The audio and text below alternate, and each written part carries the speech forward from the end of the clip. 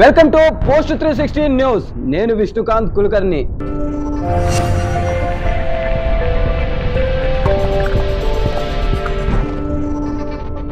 Israel versus Iran యుద్ధంలో సరికొత్త మలుపు తీసుకుంది. ఐక్యరాజ్య సమితిని బ్యాన్ చేసింది ఇజ్రాయెల్. అవును, మీరు వింటుంది నిజమే. ఐక్యరాజ్య సమితిని, దానితో పాటు ఐక్యరాజ్య సమితి జనరల్ సెక్రటరీ ఆంటోనియో గుటెరస్ ని బ్యాన్ చేసింది. మా దేశంలోకి వస్తే తరిమి కొడతాం లేదా మీరు పారిపోండి అనే విధంగా నెతన్యాహు ప్రభుత్వం చెప్పుకొచ్చింది. ఇదేందా ఇది ఎంత విడ్డూరం అని చెప్పేసి ప్రపంచ దేశాలు అంటున్నప్పటికీ ఐక్యరాజ్య సమితి ఒక స్టేట్మెంట్ ని పాస్ చేసింది. అది ఏంటంటే, ఇరాన్ వర్సెస్ ఇజ్రాయెల్ యుద్ధంలో తప్పు ఎవరిది ప్రపంచం ముందు మరియు ప్రపంచ దేశాల ముందు ఉంచింది. ఇజ్రాయెల్ తన అస్తిత్వం కోసమే పోరాడుతుంది తప్ప ఇంకా వేరే ఏదీ లేదు. మాకు దేశ విస్తరణకు అసలు అవసరం లేదు అని నెతన్యాహు ప్రభుత్వం చెప్పుకొచ్చింది. ఇది ఇలా ఉండగా ఇరాన్ సుప్రీం కమాండర్ రాత్రికి రాత్రి రష్యాతో చర్చలు జరిపి పుతిన్ ఆర్డర్ ఇవ్వంగానే 200 క్షిపణులతో 2100 కిలోమీటర్ల దూరంలో ఉన్నటువంటి ఇజ్రాయెల్ పై భయంకరమైన దాడులు జరిపారు. ఈ సంఘటన తర్వాత రాత్రికి రాత్రే ఇజ్రాయెల్ పై 200 క్షిపణులతో దాడి చేసినటువంటి ఇరాన్ ప్రభుత్వంపై ఎటువంటి చర్యలు తీసుకోకుండా మౌనంగా ఎందుకున్నారని నెతన్యాహు ప్రభుత్వం ఐక్యరాజ్య సమితి యొక్క జనరల్ సెక్రటరీని ప్రశ్నిస్తే మౌనంగా ఎందుకున్నారని యునైటెడ్ నేషన్స్ చెప్పుకొచ్చింది. కాగా నెతన్యాహు ప్రభుత్వం ఐక్యరాజ్య సమితిపై మండిపడింది.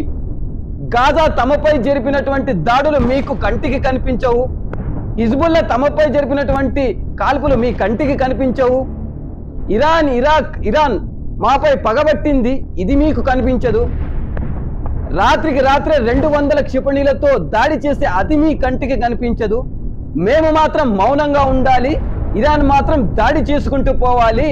మేము బతుకున్నది ఇజ్రాయెల్ అస్తిత్వం కోసం, ఇజ్రాయెల్ అస్తిత్వం పోతే మేము లేము అని నెతన్యాహు ప్రభుత్వం చెప్పుకొచ్చింది. కానీ నెతన్యాహు ప్రభుత్వంపై ఇరాన్ ప్రభుత్వం ఫన్నీ కామెంట్ చేసింది. కొట్టేవాడు ఒకడు, ఏడ్చేవాడు ఒకడు అన్నట్టుగా ఉంది నెతన్యాహు ప్రభుత్వం పరిస్థితి అని చెప్పుకొచ్చారు. ఐక్యరాజ్య సమితి జనరల్ సెక్రటరీ కేవలం ఇరాన్ని కాపాడాలనే ఉద్దేశంతోనే యునైటెడ్ నేషన్స్లో తమ ప్రస్తావన పెట్టలేదని, ఇజ్రాయెల్ పై యునైటెడ్ నేషన్స్ మరియు ఐక్యరాజ్య సమితి పగగట్టాయని చెప్పుకొచ్చారు.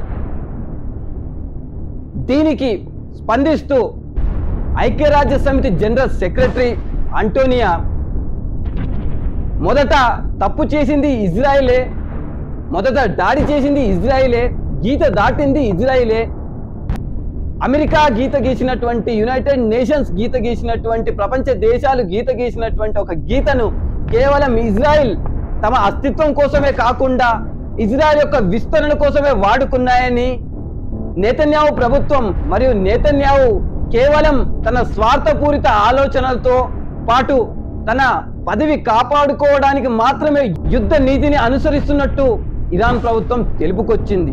కానీ ఏది ఏమైనప్పటికీ ఐక్యరాజ్య సమితి జనరల్ సెక్రటరీని మేము ఎట్టి పరిస్థితుల్లో ఇజ్రాయెల్లో అడుగుపెట్టనివ్వబోమని ఇజ్రాయెల్ చెప్పుకొచ్చింది. ఇది ఇలా ఉండగా జోర్దాన్ దేశం ఇరాన్ వైపు ఉంటుందా లేదా ఇజ్రాయెల్ వైపు ఉంటుందా అనే అనుమానాలు కూడా తలెత్తుతున్నాయి. యునైటెడ్ నేషన్స్ తీసుకునే నిర్ణయంపై ఇప్పుడు ఇజ్రాయెల్ మరియు ఇరాన్ యుద్ధం ఆధారపడి ఉంది. అమెరికా అధ్యక్షుడు జో బైడెన్ ఆదేశాలు ఇస్తే రాత్రికి రాత్రే ఇరాన్ పై 2000 మిసైల్తో అటాక్ చేస్తామని నెతన్యాహు ప్రభుత్వం చెప్పుకొచ్చింది. ఈ విషయాన్ని ఖండిస్తూ ఐక్యరాజ్య సమితి సెక్రటరీ జనరల్ నిర్ణయం తీసుకున్నారే తప్ప వేరే ఉద్దేశం లేదని చెప్పుకొచ్చారు. ఏది ఏమైనప్పటికీ ఈ రెండు దేశాల మధ్య చిచ్చు తారాస్థాయికి చేరింది. ఇది ప్రపంచ యుద్ధానికి దారి తీసే యుద్ధంగా పరిగణించబడుతోంది. ప్రపంచ నిపుణుల ప్రకారం మనం ఇప్పుడు వరల్డ్ వార్ 3లోకి ఆల్రెడీ ఎంటర్ అయిపోయాం. ఈ యుద్ధంతో చాలా దేశాలు నష్టపోనున్నాయి. ఇరాన్ మరియు ఇజ్రాయెల్ వారి లేటెస్ట్ అప్డేట్స్ కోసం ఇప్పుడే పోస్ట్ 360 న్యూస్ ఛానల్ని సబ్స్క్రైబ్ చేసుకోండి మరియు గంట సింబల్ కొట్టండి. ప్రతి ఒక్క యుద్ధానికి సంబంధించినటువంటి అప్డేట్ మీ ముందు పెడతాం. లైక్, షేర్ అండ్ సబ్స్క్రైబ్ చేయడం మాత్రం మర్చిపోకండి. పోస్ట్ 360ని ఫాలో అవ్వండి. మరిన్ని తాజా వార్తలు మీ ముందుంటాం.